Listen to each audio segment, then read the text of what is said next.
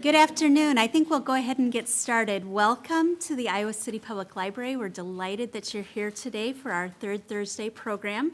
My name is Kara Logson. I'm the Adult Services Coordinator here at the library, and we just love it.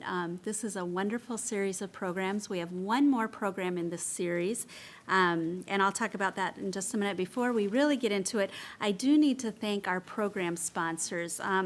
The meals are provided by University of Iowa Community Credit Union and Hungry Hobo, and we really appreciate their support of this program. So if you're at either of those organizations, please thank them for their support. And like I said, we have the last program of the series next month. It's actually May 15th, and it's in conjunction with Weber Days. It's called Music from Times Past, and Dan Knight will be here playing the piano. And he always loves to take requests, and if you enjoy music, please come and join us for that.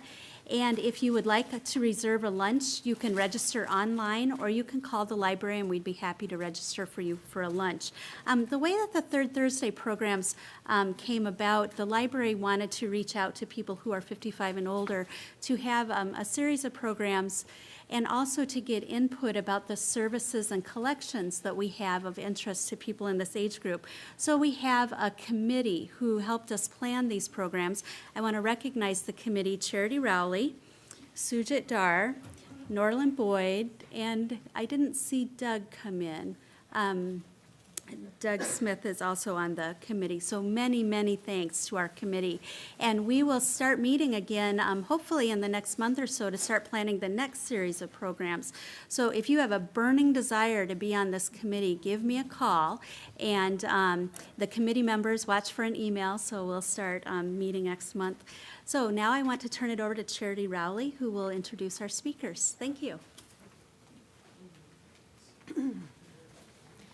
As Kara said, I'm Charity Rowley, a member of the Third Thursday Program Committee for the Iowa City Public Library. And it gives me great pleasure to introduce two speakers today.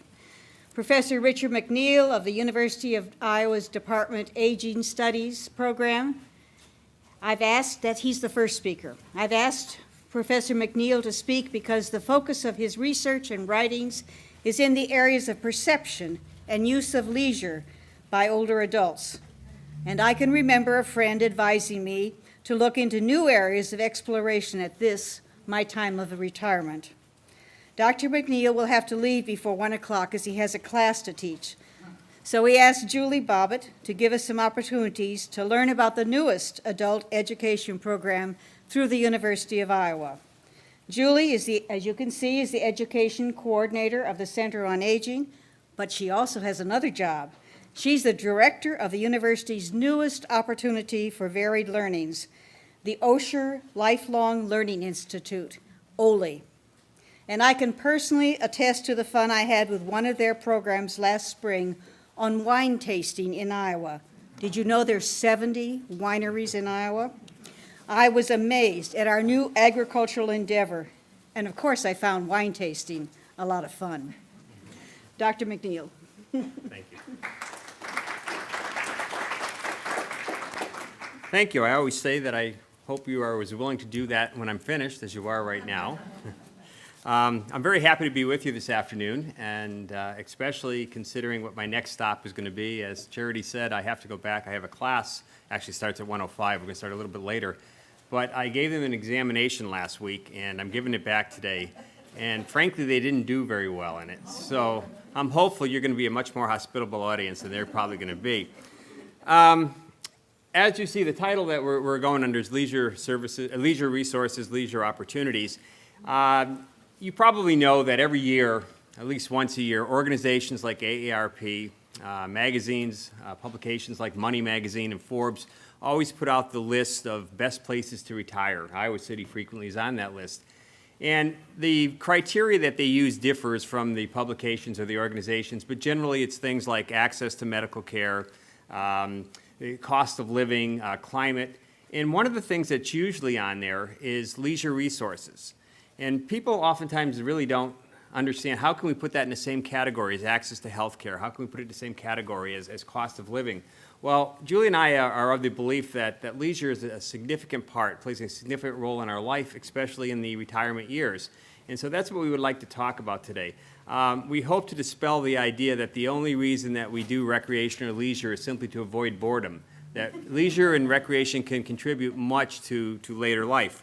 So what I want to talk about first is this notion of retirement.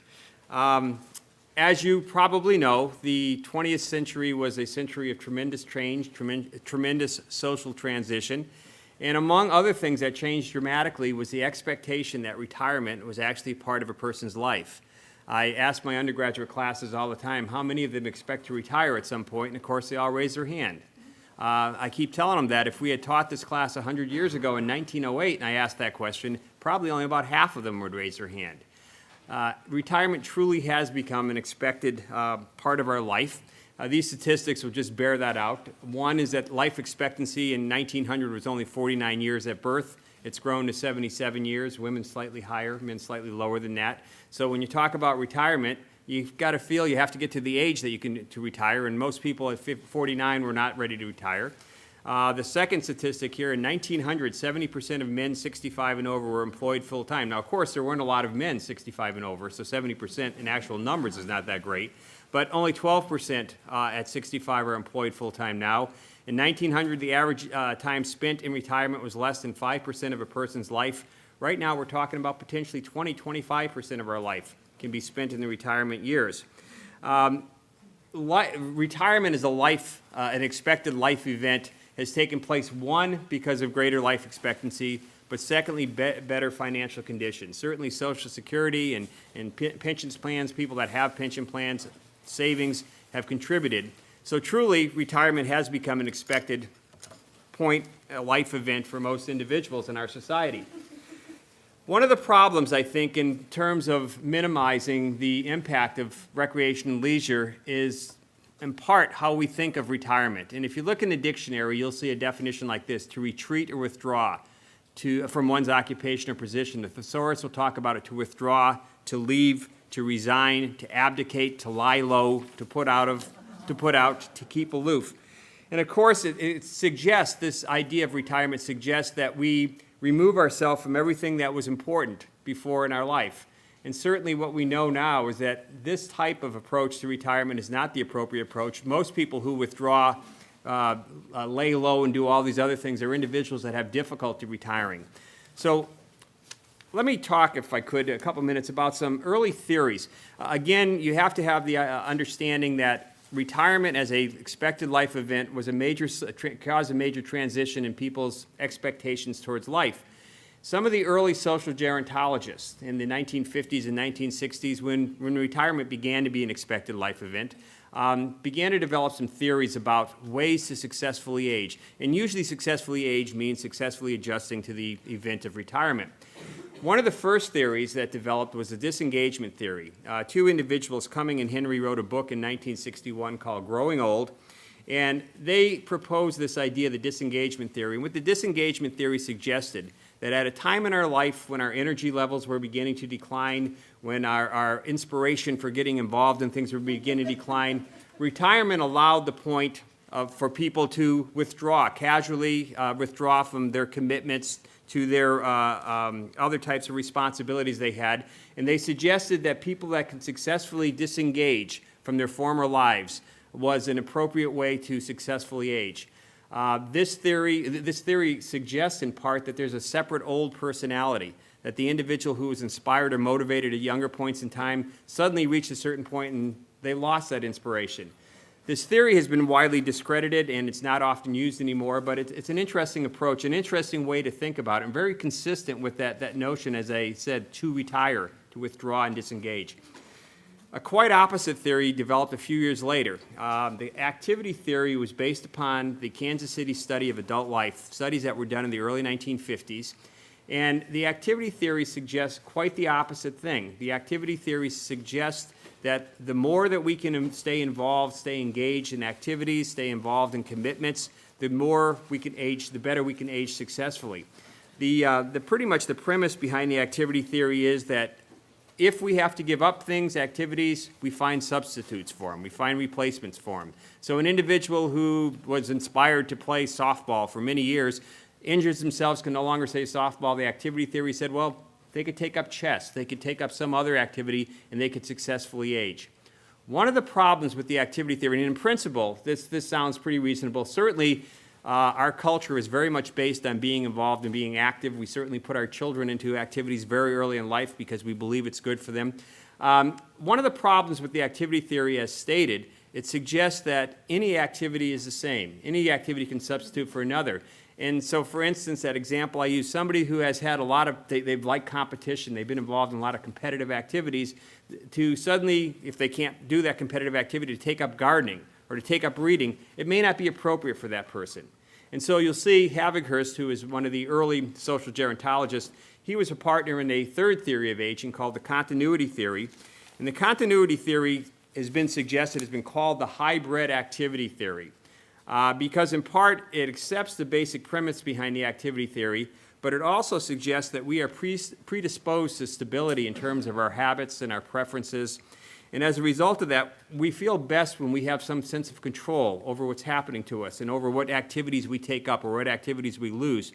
Interestingly enough, there's been quite a bit of research looking at adjustment to retirement. And one of the factors that continually weighs high of people who adjust well to retirement tends to be people who feel they have some choices. It was their choice to retire rather than being forced to retire because of injury or downsizing of a company. So the continuity theory implies that we want to keep our preferences and stability and our choices and habits as much as possible. So this would suggest, for instance, again, if somebody has been involved in competitive activities, that's their favorite forms of recreation in midlife, that if they had to give up some of these activities, they probably would want to find others that they can keep that competitive nature. If they had to give up a physically active activity like softball, maybe they'd take up bridge, competitive bridge, or some other competitive type activity. Certainly this plays well for individuals who have, gardeners, for example. Oftentimes gardeners are described as people that have a very nurturing personality, and you want to see something grow and help it grow. And the suggestion is that a person who has to give up gardening, for instance, maybe volunteering would be an appropriate type activity rather than take up softball or golf. So that's the notion behind the continuity theory. Well, not quite theories, but the interest in the idea of successful aging has continued for many years. And probably the study that probably got the most attention was one completed, it was funded by the MacArthur Foundation, and it was a 4-year longitudinal study of a large cohort of individuals 70 to 79, both men and women, and two doctors, Dr. Rowe and Kahn, developed this model of successful aging. And their model of successful aging has 3 parts to it. One is the idea of physical and functional health. Now, intuitively, we recognize the fact that if poor health limits what we can do functionally, limits our functional independence, we're probably not going to have a very satisfying life. And that's, in essence, a large part of this theory. But the physical and functional health is trying to avoid disease and disability to the degree possible. And it's kind of a good news, bad news scenario. The unfortunate part is chronic diseases seem to be endemic to later life. Most older individuals will have one or more chronic diseases. The good news part of this, the fortunate part, is that many chronic diseases can be limited or to a certain degree prevented. At least the progress of them can be slowed down. And most of what can be done to limit the progress of it or slow it down is by lifestyle decisions, by factors that we make. And you've heard of these risk factors before: keeping extra weight off, eating right, doing physical exercise to the degree possible. So in the first sense, and we'll get back to this, but in the first sense, when you start thinking about leisure and recreation in later life, how can it contribute to physical and functional health? Well, one way is remaining physically active would be as part of this. A second part of their model is the high cognitive functioning. High cognitive functioning referring to the idea of using our mind to think. A lot of the information about cognitive loss in later life is over-exaggerated. Certainly there's greater incidences of senility, of dementia in later life than there is in younger portions of life, but it remains the minority of older adults that experience these. And the important thing to remember is that senility, dementia are caused by disease processes and not the aging process. Aging is quite different. But in terms of high cognitive functioning, an important thing to keep in mind is that our mind apparently operates very much like our muscles. And the old principle, use it or lose it, that we apply to our body seems to apply to our mind as well. People who remain intellectually challenged, people who do crossword puzzles and other types of activities, people who use their mind tend to be able to use their mind longer. Has anybody in here had the opportunity to read the book Aging with Grace, the nun study? Wonderful book. You probably have heard about, yeah, okay. The nuns, an order of nuns are donating their brains to science, and what they're looking at is Alzheimer's. To make a long story short, they found that people, even with very advanced stages of Alzheimer's, in terms of the physical evidence of Alzheimer's in their brain, oftentimes are not diagnosed. They don't show signs of Alzheimer's disease, and one of the distinguishing features of these nuns tended to be people who were intellectually engaged, who had a large vocabulary, who had higher levels of education. So certainly this idea of cognitive functioning becomes part of the successful aging. And again, I would like you to just start thinking about recreation in your life and the things you do. Many of you will probably do activities that cause you to, that stimulates you in terms of thinking and problem solving and decision making. So again, recreation might play a role in that. The active involvement with society. Dr. James Lubin from Boston University has spent most of his career studying the idea of social support systems in later life. And he wrote a book a couple years ago, and this is a statement he made in it. Other than smoking, the most preventable health risk in the United States is social isolation. His studies have suggested people who do not have a social support network are much more at risk for physical health problems, for dementia, for depression, for abuse of alcohol and drugs. We know that social involvement keeps people active, keeps people alive. And again, think back in terms of recreation and the things you do for recreational participation. Oftentimes it's this, you do it with other people. Other people are part of the activity and certainly stimulate us in terms of being able to be a bit productive.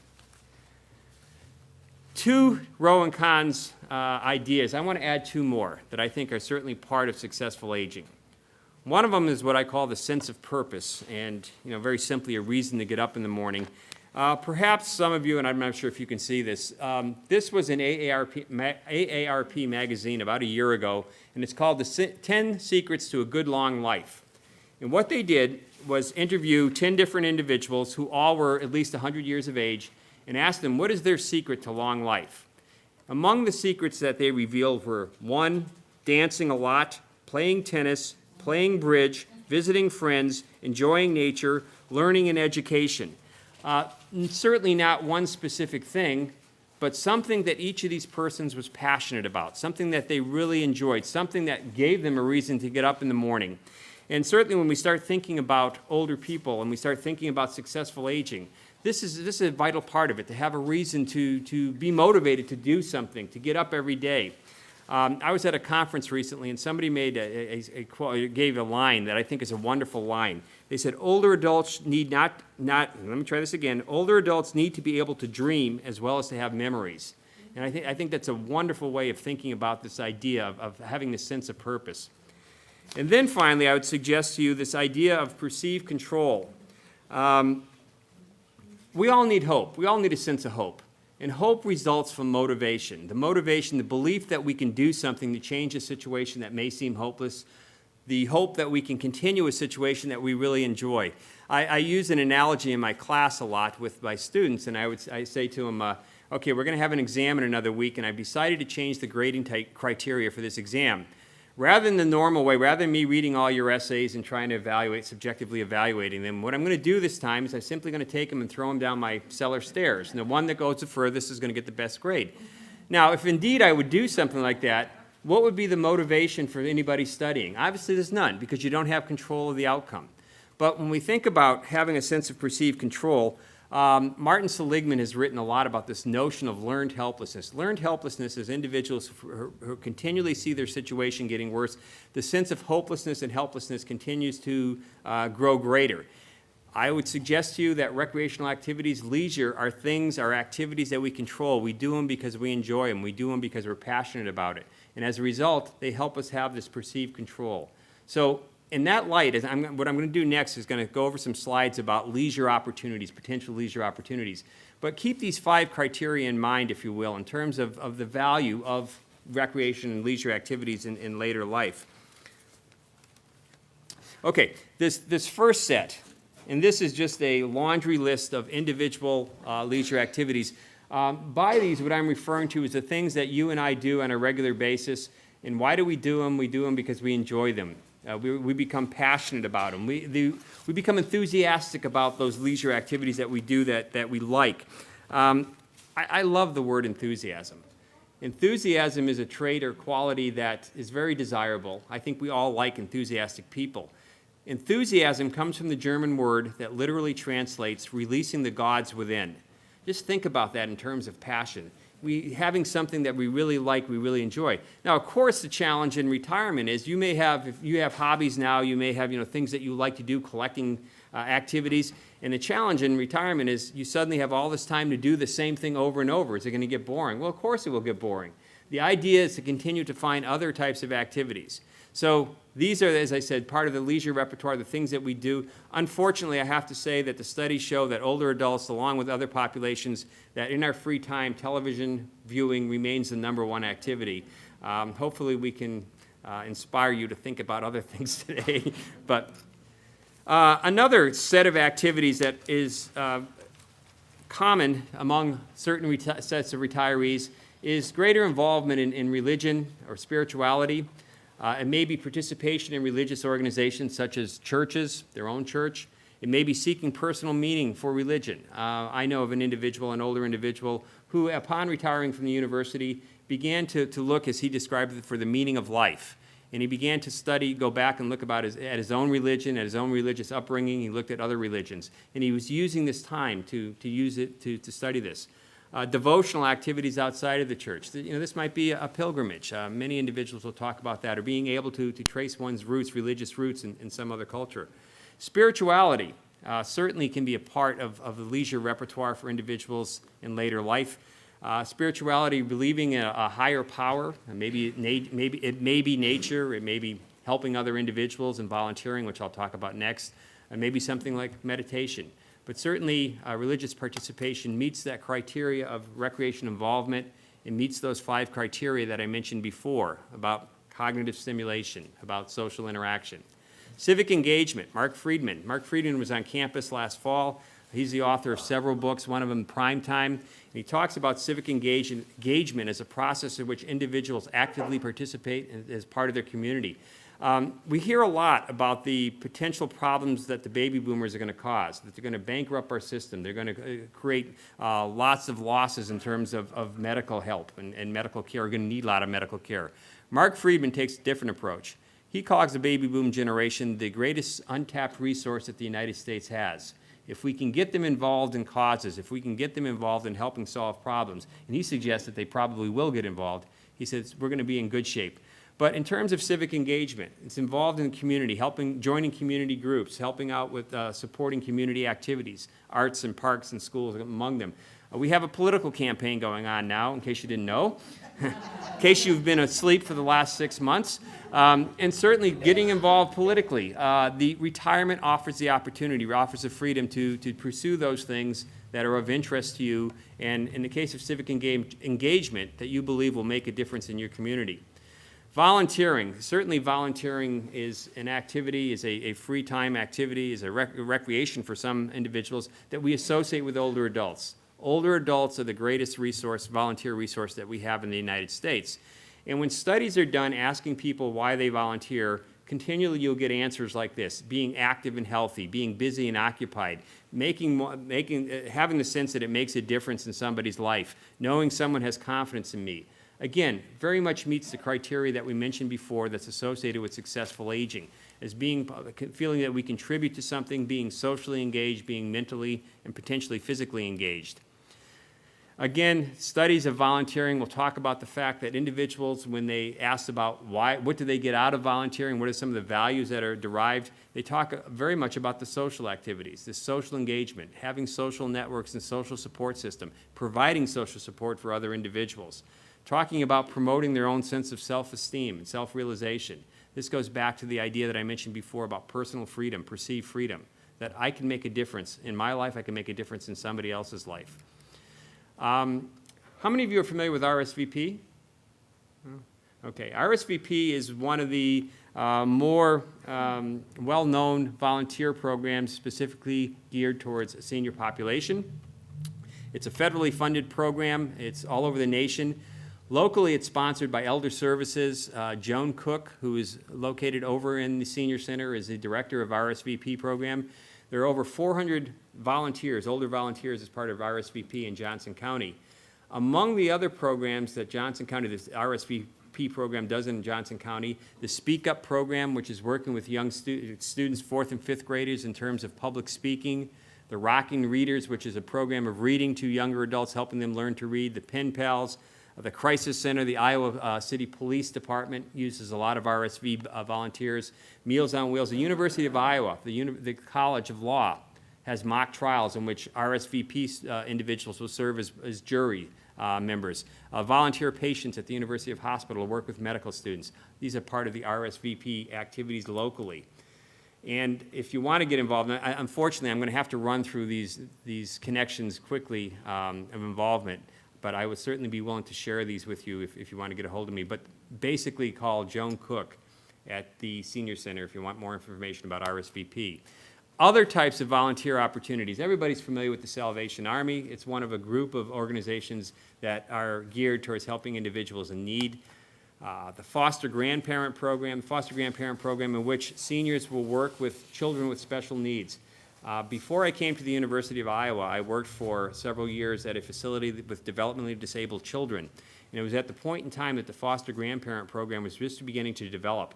And we were one of the first uses of it. And I have to tell you, the foster grandparents that we worked with were wonderful. They not only provided individual attention that the children wouldn't get otherwise, but they gave us, that were supposedly professionals, the opportunity to work one-on-one, develop programs with students that otherwise we wouldn't be able to because we'd have large numbers of people. So the foster grandparent program, I strongly suggest, is a wonderful program. The Senior Companion to Frail Elderly, these are seniors who work with other seniors, usually located in rural areas, who are frail, who may be on the brink of needing greater assistance in terms of institutionalization. The Senior Companion program does things like companionship, provides companionship, helps with chores, transportation, just general doing activities with these individuals. There is some minor compensation if you qualify for it, but the Senior Companion to Frail Elderly, another example. AARP has many volunteer opportunities. This is just a partial list. But if you're interested in senior advocacy, the AARP is certainly an organization, I'm sure everybody knows it. You can get involved with one of their many committees that deal with volunteering.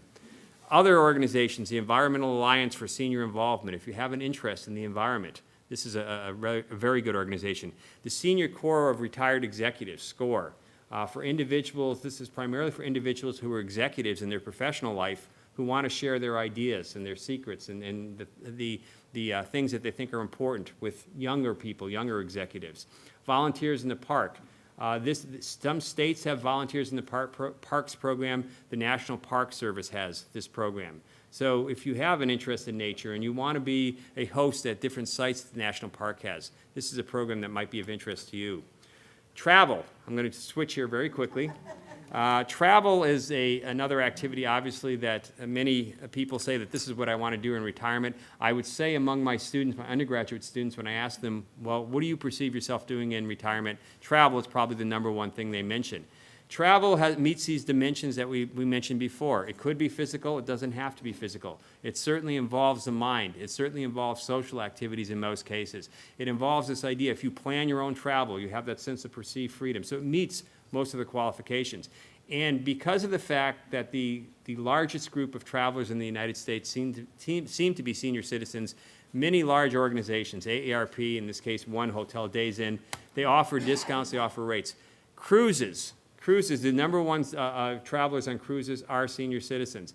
I found this interesting. I'm not sure if you will or not. The favorite destinations. This was a survey that was just done a couple months ago. The favorite destinations for senior cruises are Alaska, Hawaii, the Panama Canal, and the Mediterranean. I was surprised to find the Panama Canal in there, but I guess I know. I did it. And it was good.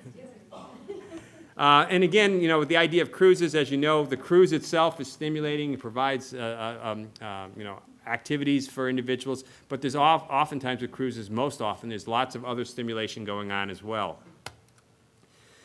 Here's another program that perhaps some of you have heard about, the Senior Home Exchange. As the name implies, what this is a group, if you can see the website at the bottom, it's called seniorhomeexchange.com. It's for older adults, 50 and over, in which you will exchange homes with other individuals of the same age at different parts of the country and different parts of the world. And you make arrangements to stay at these places for however long the agreement is.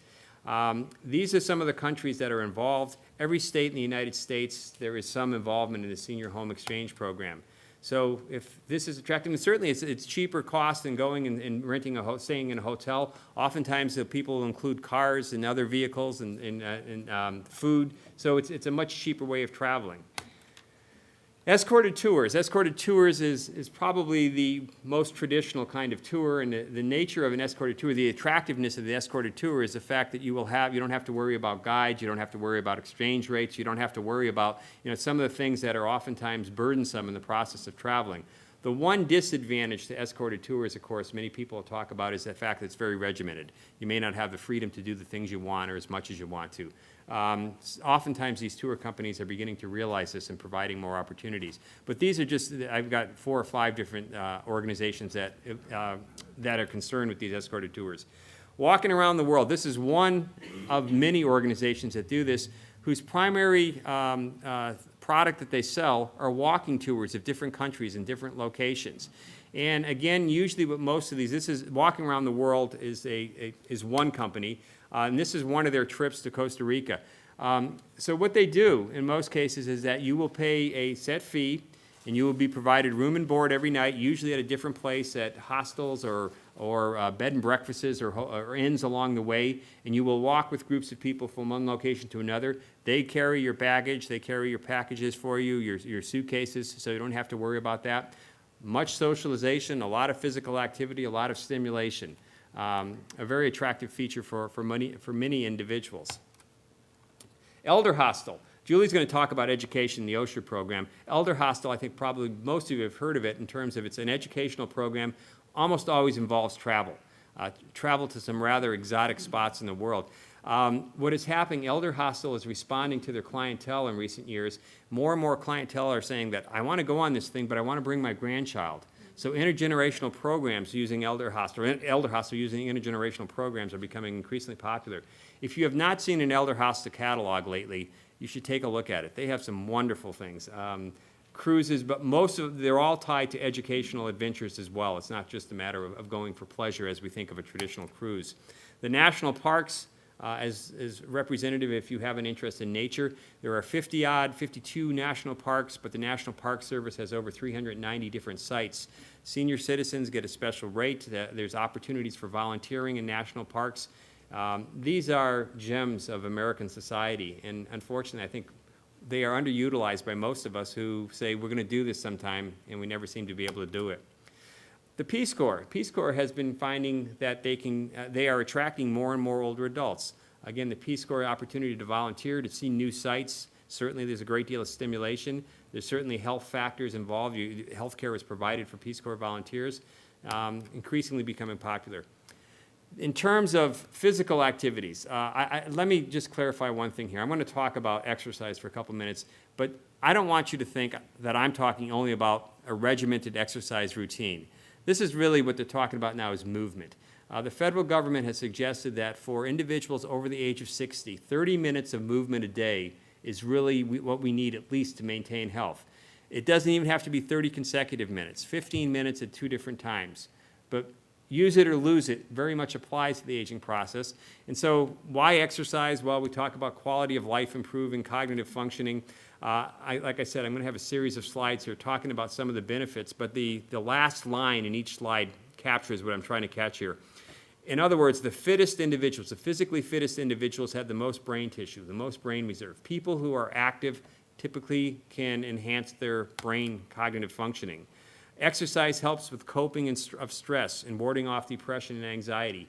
People who are active tend to be less depressed, tend to be less likely to suffer from various anxiety disorders, tends to be less likely to abuse alcohol or other chemicals.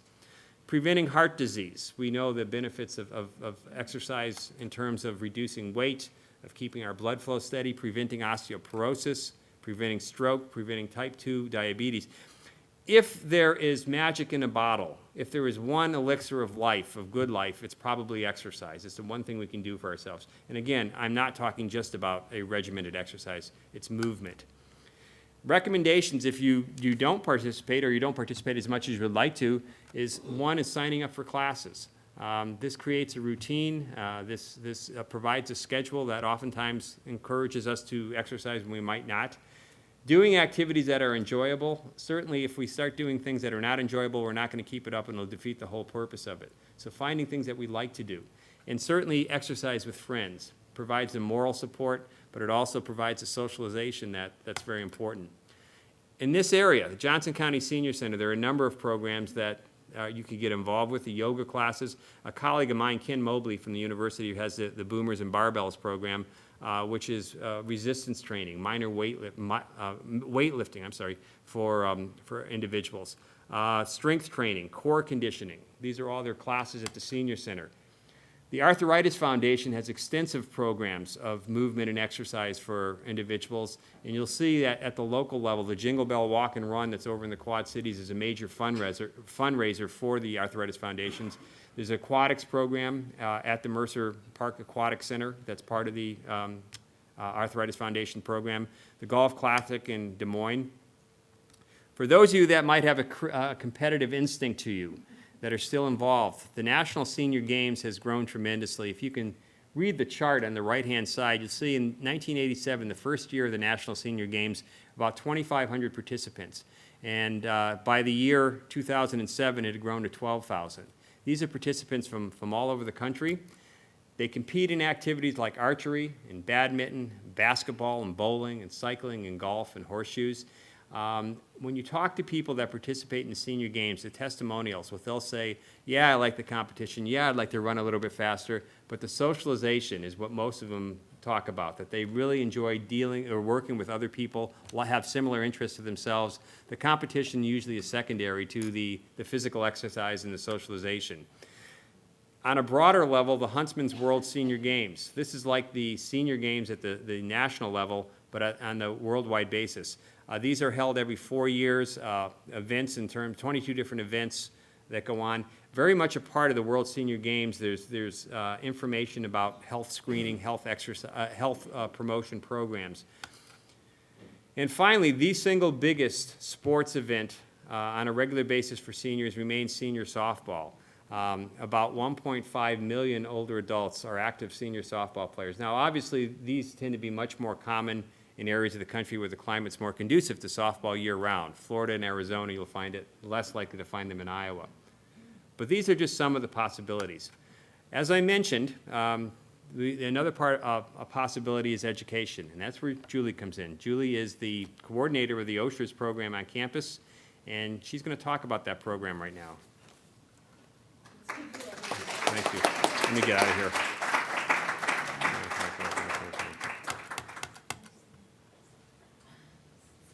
What is this? Do you want to open this hyperlink here? Can we do it next? Yeah, Okay. do that.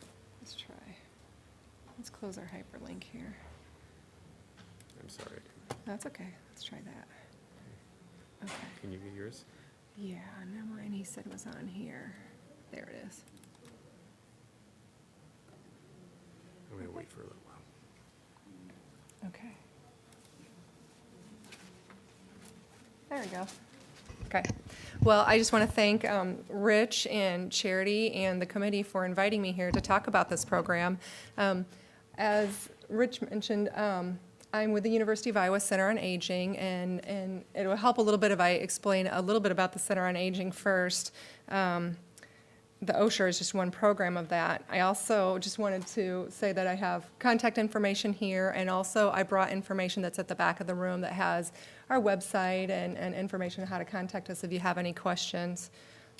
But the Center on Aging is actually in the College of Medicine. We're located over on West Lawn, and we serve the university and the state as an interdisciplinary center, and we're dedicated to understanding the aging process and improving the health and well-being of older adults. We do this by bringing together people and resources on campus, within the state. We don't just do programs in the College of Medicine. We really work with all different types of agencies and departments on campus. And we have four main focus areas: research, we have information dissemination, so we often receive phone calls looking for different resources.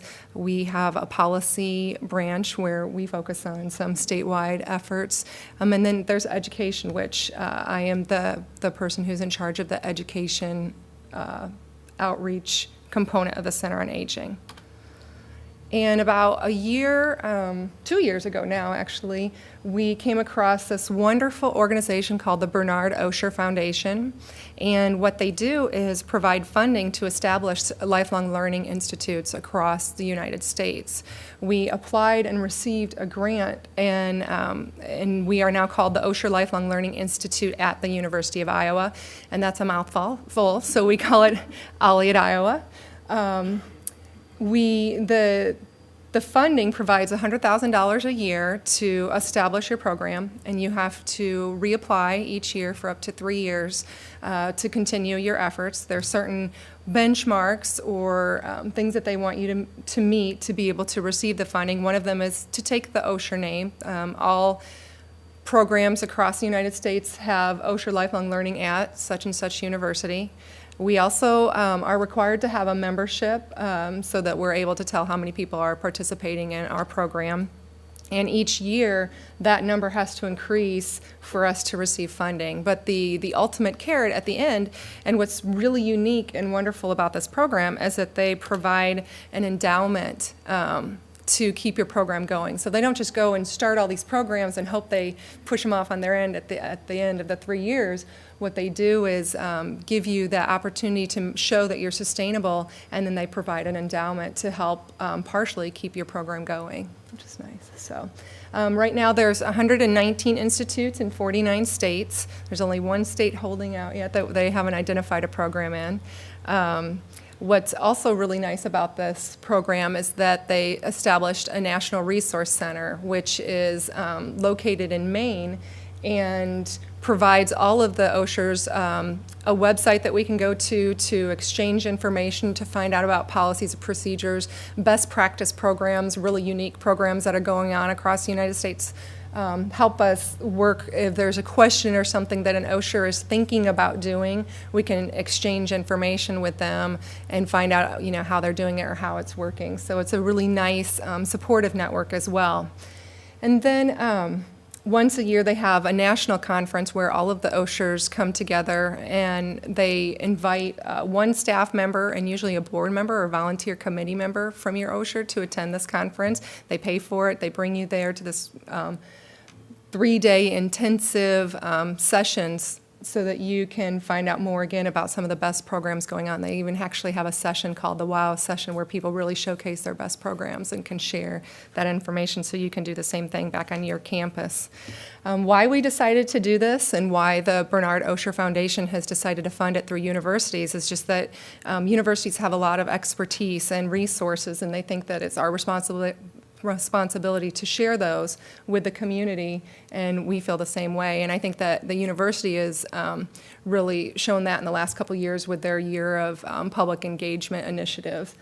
Also that it creates new learning environments and the opportunity to explore new programming areas, which we were particularly interested in. Our program right now, we have classes in the spring that are already going on right now. We are currently planning our summer classes, which will be announced in the next few weeks. And then we have fall classes. So we have spring, summer, fall sessions.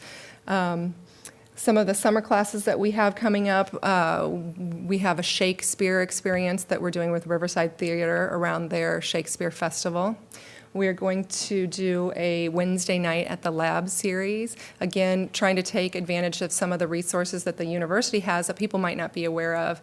And kind of a unique example of that, right now we have what's called University Treasures, which is a 5-part series looking at different things going on, different things at the university, like our rare books collection or the women's archives.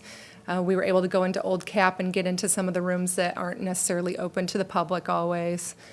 So whenever we try to plan classes like that, we try to make sure it's an experience that isn't necessarily available to the public just to walk in, but that we can do a special kind of behind-the-scenes, hands-on type of experience.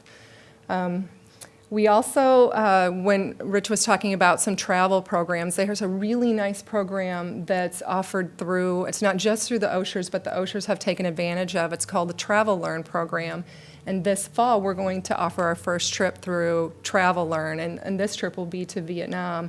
And what's nice about these, they're all learning programs, not just the trip and tour, but also they're led by a Maritime faculty. And you can identify one out of your own university, so it's a very personal group, or you can partner with other Oshers. And so this particular trip, because it's our first time trying it, we are partnering with a California Osher, and their faculty member is the person who's actually leading this. So it's not just a trip and tour guide. It is a faculty member who we're very familiar with and who has done this program many times.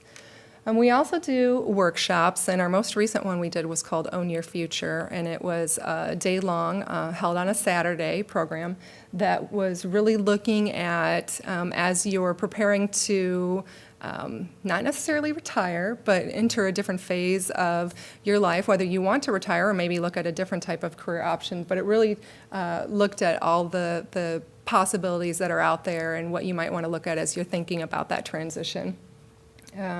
Lectures and special events. We just had Mark Friedman last fall come, and as Rich mentioned, he is the author of Primetime, and he's also the author of Encore, Finding Work That Matters in the Second Half of Life, which is his most recently released book.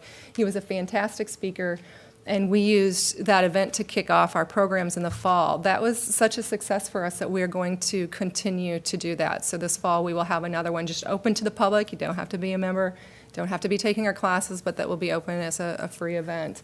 And then our special events, because we are member-driven, we have some events that we provide specially to our members. And an example of that is Hampshire Auditorium just recently brought in a week-long residency, a couple, and they did a production called Woven Harmony. And while they were here during that week, they met with different groups, and we were able to have a special meeting and discussion with those performers, with our Osher members. We provided dessert and coffee and just had a really nice evening where they talked a little bit about their background, where they come from, what their production is about, and then just had a really nice discussion time with our members.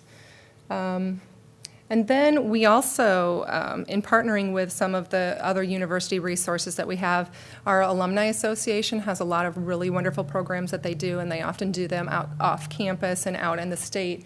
And when we applied for this grant, we wrote in a part to partner with the Alumni Association to do some events that were more aging related or an interest to older adults. And we did the same thing with our mini medical school program. And is anybody here familiar with the mini medical school? Had a friend who did. Yeah. If you're not, it's a wonderful program, and they go throughout the state, but they also have one right now taking place on campus. They held them every April, Tuesday nights in April. It's like $5 material fee to take the whole 4-week series, and they have a theme. And this year it's making sense of your senses. See more, hear more, do more, I believe is what it is. But each Tuesday evening, they have usually 2 speakers, one speaker and then a break, and they provide food, and then another speaker. And the first set was on vision, so they have some people from the ophthalmology department. And then the next one, last Tuesday, was on hearing. And then there's another one coming up on mobility. And the very last evening, they're going to try something new this year. They'll have a big fair, and they'll have some screenings and some individual sessions where you can go maybe learn how to research health issues at our Hardin Library. So anyway, it's a great program. It's open to the public, and there's still 2 more sessions left. So if you're interested, let me know. Those are just some of the programs that we have offered through our OLLI program. We are now in our 2nd year, which will go through the end of this year, and we'll apply for our 3rd year of funding.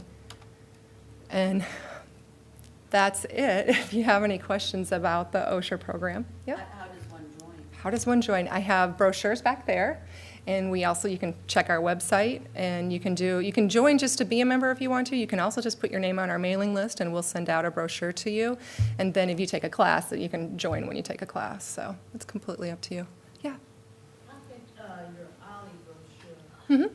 But when I compare the prices that, you charge, Mm-hmm. to what the senior college charge and to what the senior center charge, Mm-hmm. your classes are kind of expensive, especially if you're on your retirement or Social Security. Sure. And that came up a lot for us when we first started our programs. One of the reasons why our classes were expensive and more expensive in the beginning were because we pay our instructors, which is not necessarily the case through the senior college. What we have done, we have a committee, we have a board and a curriculum committee that has met, and if you compared our first brochure to our second brochure, have really lowered our costs, and we just came up with a policy for our instructors that, we're just not able to pay that much to our instructors so that we can keep our costs in line with other ones. So you notice the majority of our classes now are very close in line. I believe the senior college charges $30 a class. A lot of our classes are in that price range unless we had a book